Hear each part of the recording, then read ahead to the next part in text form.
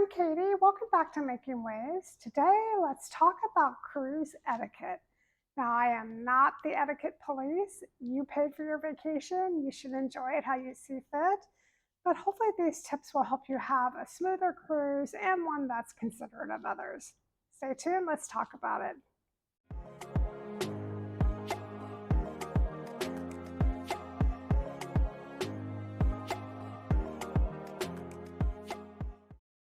Right, the first cruise etiquette tip I have for you today has to do with the elevators.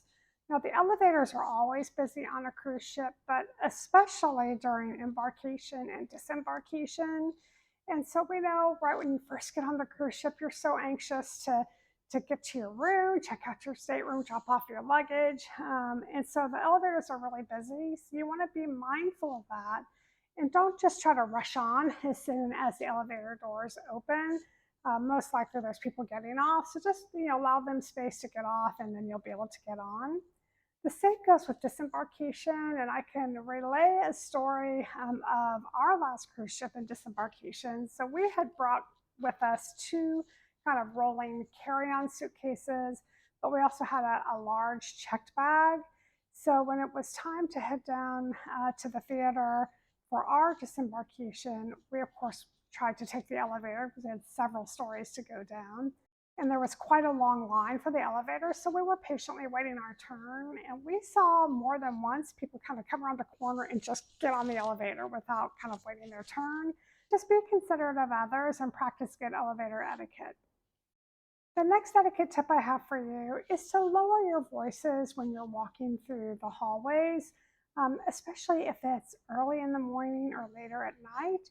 Most likely folks are sleeping, and so you want to be respectful of their vacation time as well as yours. And I know I've been woken up by loud and rowdy passengers in the hallways before, so that's just something to be mindful of. If you've cruised before, you know how hard the crew works, from your cabin stewards to the wait staff in the restaurants to the guest relations staff to the spa. Everywhere you go, I mean, the crew works incredibly long hours, all to make sure that you're having the vacation of your dreams. And so, my tip for you is just to be kind to them. If you have something that's gone wrong or a problem, address that respectfully. They're there to make you happy, basically. And so, there's a way that you can approach them with a problem rather than being rude or mean. So that's just one quick tip for you. Right along with that is to just practice patience in general. And that's whether you're on a cruise or on any vacation, really. Things will go wrong no matter how much you plan. Something's bound to not go exactly according to plan. So just practice some patience and kind of roll with it. At the end of the day, you're on a cruise, right? And what's more enjoyable than that? So if one little thing goes wrong, just practice some patience in dealing with it. And again, just be a kind human being. All right, the next etiquette tip I have for you is to lower your voice or stop talking when the captain comes over the speakers. Now, the captain will typically make usual morning announcements at a certain time, but if he or she comes on outside of those morning announcements, he or she is probably relaying some important information, whether it's an itinerary change, something about the next port of call, or even more importantly, it could be a safety issue. And we experienced this on our last cruise. I know we were out on one of the decks and the captain came on and we couldn't hear him at all. There were people, kind of partying it up around us and laughing and talking very loudly. And we would have loved to have heard what he had to say. So again, it could be something really important. So when you hear that bell come on with the announcements, it's a good idea just to lower your voices so others around you can hear. All right, the next couple of tips I have for you concern the buffet, and this is true whether you're at a buffet on a cruise ship or a buffet restaurant on land. And that is, it seems straightforward, but that is to use the serving utensils that are provided. Now, while I haven't experienced this myself, I do know others who have witnessed passengers not using the serving utensils and using their hands to grab a piece of food or to to touch the bread or the dinner rolls until they can find the right one. Now, obviously, that's a way to spread germs. And when you're on a cruise ship, while it might be a large space, it's still an enclosed space, and germs can spread a little more quickly. So it's just a really good idea, and just basic etiquette to use the serving utensils that are provided. Along with that, when it comes to buffets, you might be thinking that you're doing the crew a favor by reusing a plate if you're going up to the buffet for a second or third time. But again, that's how germs can be spread if you're using a plate that you've eaten off of and then the serving utensils touch that plate. So you always want to get a new plate or a new glass every time you make a trip up to the buffet. This next tip kind of follows suit to that, and that is just in general, practice good hygiene.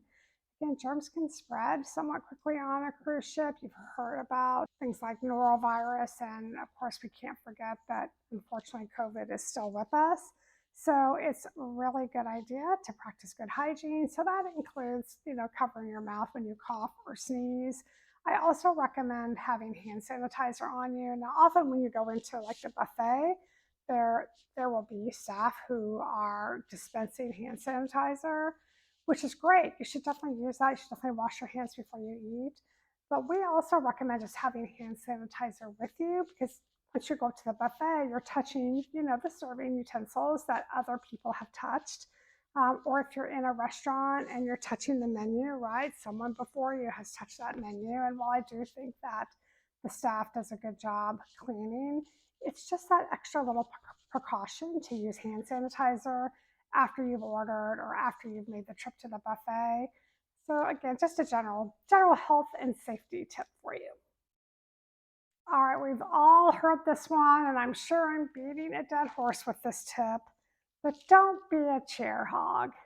If for some reason you don't know what a chair hog is, that's the person that gets up early, they go out to the pool deck, they put their towel and maybe some personal items on a chair, and then they leave. I don't know if they go back to their cabin and go back to sleep, or if they go to a restaurant and eat.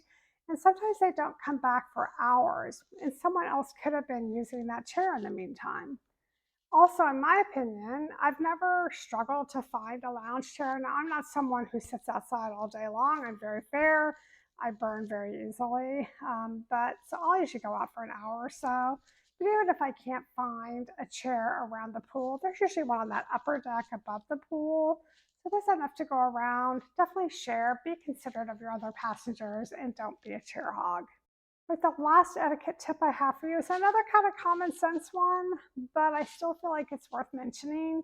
And that is, if you do drink alcohol, drink responsibly. We've heard all too often about fights and arguments breaking out on cruise ships over the last few years. And I do think those are often fueled by alcohol. And, when you overindulge in alcohol, you might not have full control of your faculties and your reasoning abilities. So definitely, monitor that. If you do drink, you have a drink and then have a cup of coffee or a soda or a glass of water, and pace yourself.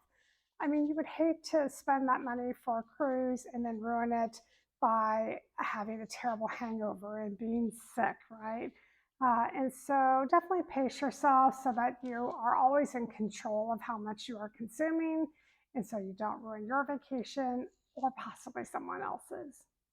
I hope these tips were helpful, and if they were, I invite you to subscribe and join the Making Waves family, particularly if you love cruising as much as we do. Thank you so much for watching, and until next time, happy cruising.